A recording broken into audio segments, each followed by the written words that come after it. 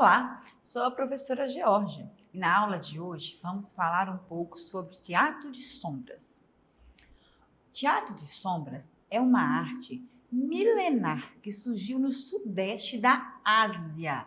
Olha ali onde está a Ásia, gente, olha, tá até marcado para vocês estar vendo. Ela está bem longe de nós. Nós estamos cá no Brasil, na América do Sul. E a Ásia, onde surgiu o teatro de sombras, né? É bem distante, no outro lado do nosso continente. O teatro de sombras é uma arte milenar que surgiu no sudeste da Ásia e é muito importante cultura na China, na Indonésia, na Malásia, na Tailândia e na Camboja, entre outros países. Todos esses que eu falei são todos localizados na Ásia, né? O teatro de sombra constitui uma linguagem do teatro de animação. Como o teatro de marionetes de bonecos de máscaras, suas técnicas são relativamente. Observe o slide. Através de uma tela branca, onde um foco de luz se acende, sombras de silhuetas de figuras humanas, animais ou objetos, ao vivo ou recortados em papéis, são projetados, remetendo o espectador a um mundo de fantasias. O teatro de sombra chinês, um dos mais tradicionais do mundo, tinha como tema a vida cotidiana, ou seja, fatos do dia a dia, trazendo seus acontecimentos para a encenação e reforçando valores como amizade, solidariedade, respeito à autoridade, à natureza. Afinal de contas, a educação de valores é a parte essencial na formação de uma pessoa e tem impactos para toda a vida. Ao estimularmos nas crianças a valorização de boas atitudes, é possível ajudá-las a desenvolver valores éticos e morais desde cedo, contribuindo para a formação de uma sociedade mais justa e saudável. Hoje, muito se discute, por exemplo, sobre casos de bullying, poluição do meio ambiente, preconceitos, entre outros temas, não é mesmo? A gente vê muito falar hoje, né, entre vocês, entre coisas, e se traz no teatro de sombra, a gente pode trabalhar vários temas que vai ajudar as pessoas a entender o que vai ser falado do nosso dia a dia. Como a educação de valores no teatro de sombra, essa questão passa a fazer parte do pensamento crítico de vocês, crianças, que cresceram mais consciente de seus atos nesse sentido. Trabalhar valores no teatro de sombra é muito importante, porque desperta o seu espírito crítico, incentiva o consumo consciente, propicia a igualdade entre todos, ensina sobre sustentabilidade e os cuidados com o meio ambiente. Combater o preconceito, o racismo e a violência contra outros povos e culturas. Há dúvidas de quando ele foi introduzido lá na Europa, mas já sabe-se que no século XVIII, na Itália, alguns padres católicos o utilizavam para recursos para a educação religiosa. Em Paris, entre 1774 e 1859, havia um teatro especializado em teatro de sombras, chamado Sombras Chinesas. O teatro de sombra foi considerado fonte de inspiração do cinema de animação e para a invenção das máquinas fotográficas e projetores. O teatro de sombra, como já disse, é uma arte muito antiga, que há muitos e muito tempo mesmo que ele veio surgindo e veio, né? Há muitos anos e anos se passou. E ele teve melhorias, teve progressos, mas o teatro de sombra, né, tem a mesma tradição, é usado, né, as mesmas coisas para existir o teatro de sombra. Espalhou para o mundo todo. Basicamente, consiste na manipulação de um boneco de varas entre uma luz e uma tela, o que faz com que o espectador, sentado diante da tela, veja apenas a sombra do boneco. Quer dizer, ele não vê o que acontece lá atrás, né? Ele só vê aquela sombra e ele imagina toda a história. Existe uma lenda chinesa a respeito da origem do teatro de sombra. Conta-se que no ano de 121, um imperador da dinastia Han, desesperado com a morte de sua bailarina favorita, teria ordenado ao mago da corte que a trouxesse de volta no reino das sombras. Caso contrário, ele seria decapitado. O mago usou sua imaginação. Pois é, ele pensou, o que ele faria? E com uma pele de peixe macia e transparente, confeccionou a silhueta de uma bailarina. Olha para vocês verem. Há muitos e muitos anos, esse mago já tinha essa imaginação. Depois, ordenou que no jardim do palácio fosse armada uma cortina bem grande e branca contra a luz do sol, de modo que deixasse transparecer a luz. No dia da apresentação, o imperador e sua corte, o mago fez surgir, ao som de uma flauta, a sombra de uma bailarina, movimentando-se com leveza e graciosidade. Neste momento, teria surgido o teatro de sombra. Olha como surgiu o teatro de sombra.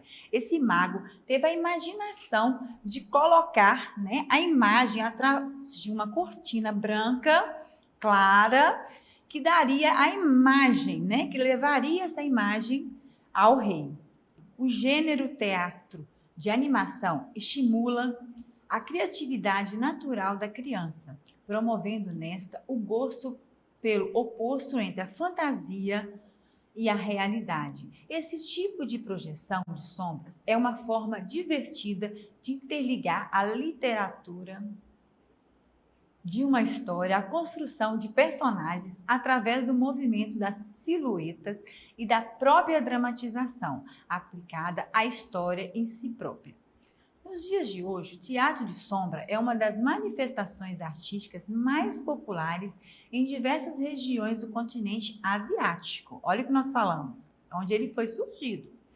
O teatro de sombras, Pinyin, é uma arte muito antiga de contar histórias e de entretenimento que usa bonecos de sombras. As suas imagens produzidas pelos bonecos podem ser diversas cores e outros tipos de detalhes. Muitos efeitos podem ser alcançados através da movimentação tanto dos bonecos quanto da fonte de luz. No teatro de sombra, um personagem essencial é o marionetista, pessoa que controla, que mexe, que trabalha com as mãos, que movimenta as imagens. Aquele que faz a marionete por meio de suas mãos. Ele cria figuras de todos os tipos e que serão os personagens da história. Talentoso, pode trazer as figuras parecer andar, a pular, a dançar, encenar com a cabeça, cantar e rir. Essa é a arte praticada por grupos de mais de 20 países. Você sabia, estudantes, que na era medieval, há muito tempo atrás, essa arte foi alvo de intolerância religiosa? A intolerância religiosa é o desrespeito ao direito das pessoas de manterem suas crenças religiosas. Sim, isso aconteceu, pois o teatro de sombra foi utilizado nessa época como meio de evangelizar as pessoas. É preciso que todos nós respeitemos uns aos outros. Já falamos na aula passada sobre isso, pois somos diferentes e não devemos julgar nada de julgamentos. Não devemos julgar as pessoas como elas são, como ela é, o jeito que ela veste, a cultura dela, Nós trabalhamos isso na aula passada. Então, nós temos que respeitar isso, nada de julgar. O teatro de sombra nas escolas aparece como recurso estimulado à imaginação natural das crianças, pelo contraste entre luz e sombra. Constitui uma forma divertida de interligar a leitura a uma história, a construção de personagens por meio de movimento das silhuetas e dramatização do enredo. A matéria-prima do teatro de sombra é a escuridão. Ele tem que ter um espaço bem escuro, né? Sem ela, não temos a sombra. Dessa forma, os níveis de intensidade de luz irão determinar a qualidade da sombra. Com um local escuro de trabalho e uma fonte de luz pontual, bem no local onde vai estar o pano branco, o tecido, o que for preparado, obtém-se uma boa sombra, bem definida e escura. Outros 3 elementos tão importantes como o primeiro são a fonte de luz, a tela de um obstáculo entre a luz e a tela, a fim de criar um recorte na luz, gerando a respectiva sombra. O manipulador da sombra, o sombrista e o público são agentes importantes para a realização de um teatro de sombra. Nessa relação, deve existir a intenção do sombrista em transmitir alguma ideia ou conceito por meio da sombra, para que o espectador capte visualmente essa ideia, que será totalmente desenvolvida e planejada pelo sombrista. Isso quer dizer que o sombrista deve pensar em toda a composição visual do espetáculo e os meios técnicos para a realização do conceito desejado.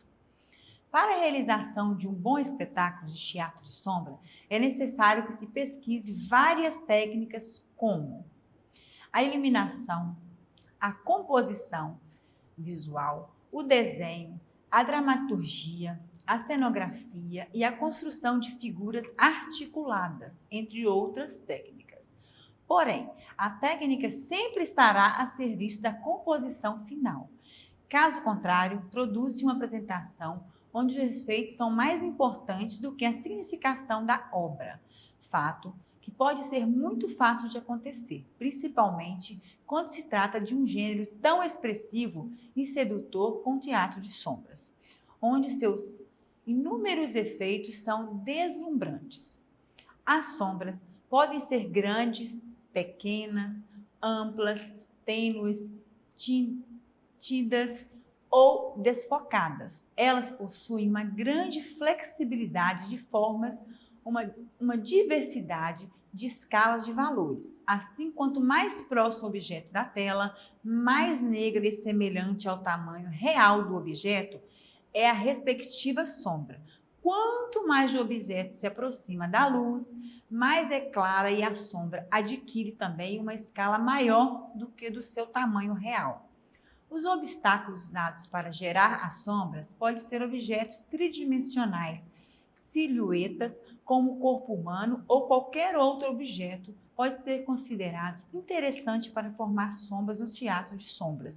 É comum a utilização de objetos translúcidos e reflexivos para se criar efeitos de luz. Entretanto, deve-se perceber que esses efeitos não criam sombras, mas formam figuras coloridas de luz.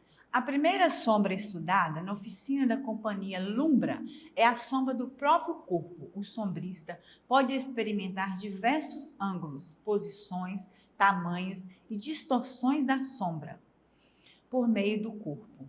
Durante esse procedimento, percebe-se que a luz, quando fixa no chão, forma o desenho de um cone. O respectivo cone funciona como uma marcação para o sombrista, delimitando o seu espaço de atuação. Este espaço indica quando se está em cena ou não. Quando o manipulador estiver com alguma parte do corpo dentro do cone, sua sombra estará projetada na tela. Por outro lado, se o corpo estiver fora do cone, sua sombra não aparecerá na tela. Desta maneira, a posição onde o manipulador da sombra estiver em relação ao cone mudará as dimensões da sombra e poderá também distorcê-la. A tela do teatro de sombra no mundo árabe é chamado de pano dos sonhos. A tela é o lugar onde tudo acontecerá aos sobreposições, as transparências, as funções de formas e as transformações impossíveis de acontecer ao mundo real. Consequentemente, para um bom estudo da manipulação das sombras, é necessário nunca perdê-las de vista. Devemos exercitar o olho oblíquo e manter-se sempre atento às entradas e às saídas das sombras na tela. No teatro de sombra, o público tem a visão indireta dos bonecos ou pessoas que estão do outro lado da tela. A tela funciona então como um filtro revelador das insinuações do que está do outro lado, sendo que o boneco ou o corpo em si não estão sendo visualizados. O que o público vê é o movimento, as formas das sombras desses objetos ou pessoas, que podem se juntar e formar figuras híbridas, que para espectador aparecerão apenas como uma figura única. Por exemplo, a sombra de um recorte de papel da cabeça de um animal, misturando com a sombra do corpo do sombrista, torna-se um ser híbrido para o público. Outra forma de criar o movimento das sombras ocorre por meio do deslocamento do foco de luz, com as pessoas ou objetos permanecendo estáticos. Portanto, o sombrista pode explorar movimentos próximos do deslocamento e enquadramentos da lente uma câmera de cinema. Ou seja, ao aproximar a luz do objeto, cria-se uma sugestão de close-up. Ao andar com a luz de um lado para o outro da tela, cria-se um movimento de diferentes sensações de distância ou proximidade, ou seja, a luz posicionada em diferentes ângulos produz vários pontos de vista para um objeto. Para explorar o mundo das sombras, deve-se sempre questionar e analisar as imagens que estão sendo geradas, pois a sombra já é um elemento abstrato e intangível que se transforma ao todo momento, mas que está presente o tempo todo em nosso cotidiano. Para vivenciar essa experiência, é necessário colocar em prática a curiosidade no intuito de perceber a sombra de um elemento tão comum e inseparável do corpo como uma forma de expressão de comunicação. Para isso, tornar-se fundamental o conhecimento dos conceitos gerais desse tipo de teatro, a fim de transmitir ideias por meio das sombras, tendo à vista que a simplicidade e a objetividade ajudam a hora da criação e da compreensão. A complexibilidade vai aumentando de acordo com a necessidade e a experiência do sombrista, que sempre deve colocar no lugar do público. No livro Shandong Puppets e Shandong Play, David Crowell diz que o público do teatro de sombras é convidado a fornecer dimensões e interpretações dos personagens, que as sombras de fato somente pode surgir. O espectador não só interpreta imagens planas, mas também usa a imaginação para dar volume e profundidade para as respectivas imagens. Em outras palavras, durante um teatro de sombra, quem assiste por imaginar formas diferentes é. Isso aí, pessoal. Chegamos ao final de mais uma aula.